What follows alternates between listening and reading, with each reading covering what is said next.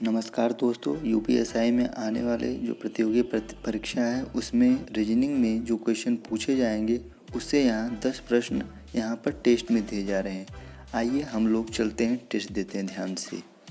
पहला प्रश्न है, select the related word from the given alternatives. Would, paper, steel. पहला ऑप्शन है मेटल, दूसरा नील, तीसरा ग्लास, चौथा आयरन। तो यहाँ बेसिक बात ये है कि वुड से पेपर बनता है, तो स्टील से क्या बनेगा? तो स्टील से आपका क्या बन सकता है? स्टील से आपका मेटल, ग्लास या आयरन ये नहीं बनेंगे, जो बनेगा नील ही बनेंगे। तो इसका सही आंसर है नील। दूसरा question, Anjali says he is the only son of father of my sister brother. How is that person related to Anjali? Uncle, cousin, brother, father.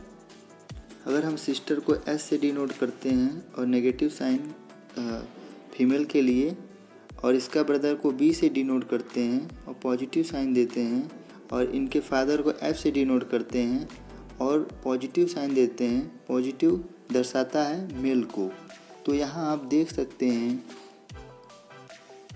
कि यहाँ ब्रदर की बात हो रही है। वो एस जो अंजलि है उससे उसका कैसा रिलेशन है, तो इस प्रश्न का सही उत्तर हो जाएगा ब्रदर।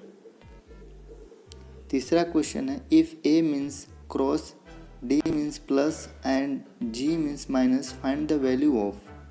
इसको हम लोग आसानी से फाइंड आउट कर सकते हैं।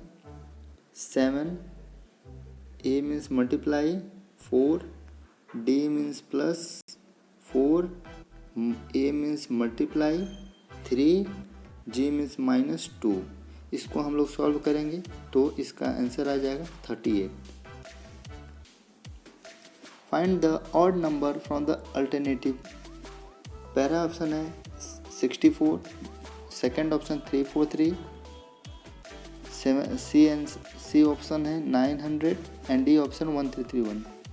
जैसे कि हम लोग यहाँ देख रहे हैं 64 जो कि 4 का क्यूब है,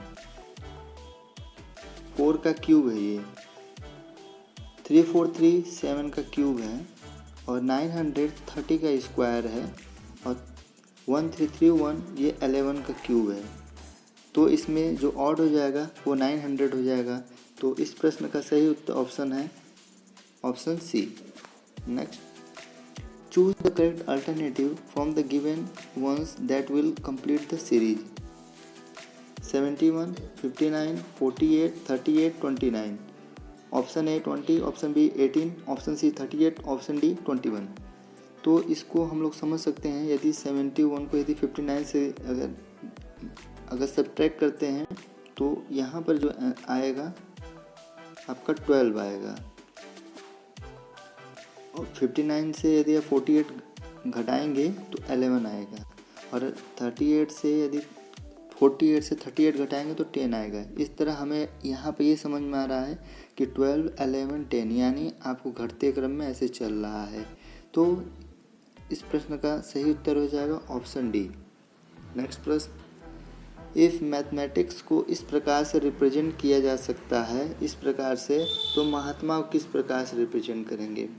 तो यहाँ पहले हम ऑप्शन देखते हैं। ऑप्शन में आप देख रहे हैं जो लास्ट वाला इसमें जो नंबर्स दिए हैं वो डिफरेंट है।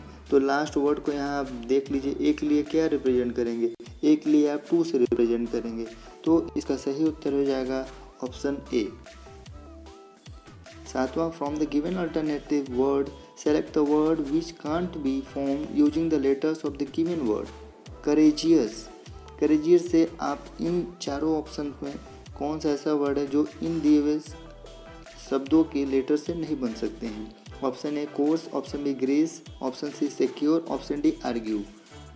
तो आप यहाँ पर आप देख रहे हैं सिक्योर। सिक्योर में आप डबल ई मतलब 2 बार ई का प्रयोग किया गया है, लेकिन करेज में कहीं भी 1 बार ई है, डबल ई नहीं है, इसलिए इसका सही उत्तर हो जाएगा ऑप्शन सी।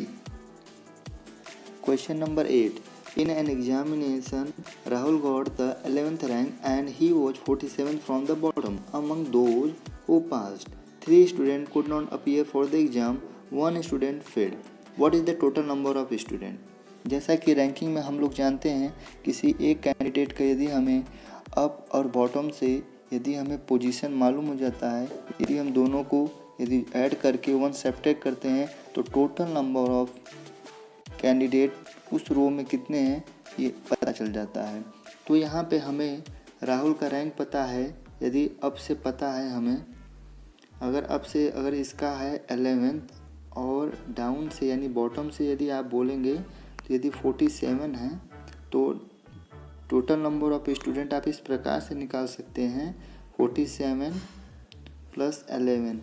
तो इसको आप यदि जोड़ेंगे तो यहाँ आ जाएगा 58।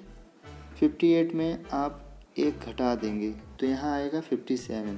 तो टोटल नंबर ऑफ स्टूडेंट यदि यहाँ से मालूम करें तो 57 है। बट एग्ज़ाम में 3 स्टूडेंट अपीयर नहीं हुए थे, इसलिए यहाँ पर 57 + 3 हो जाएगा और +1 स्टूडेंट जो फेल हो गया है। तो इससे हमें मालूम चल जाएगा कि पूरे क्लास में कितने स्टूडेंट हैं। तो इसका सही उत्तर है option number A 61। Next question है, यहाँ आप देख रहे हैं सर्कल है, सर्कल में दिए हुए इन प्रश्नों को हमें समझना है। तो हम इसे समझते हैं, इसमें जो दिए हुए नंबर, इसमें अगले नंबर्स में कोई ना कोई रिलेशन होता है, उसको हमें समझना पड़ेगा। यदि हम 9 में 8 को ऐड करेंगे तो यहाँ पर जो वैल्यू आएगी 17 आएगी।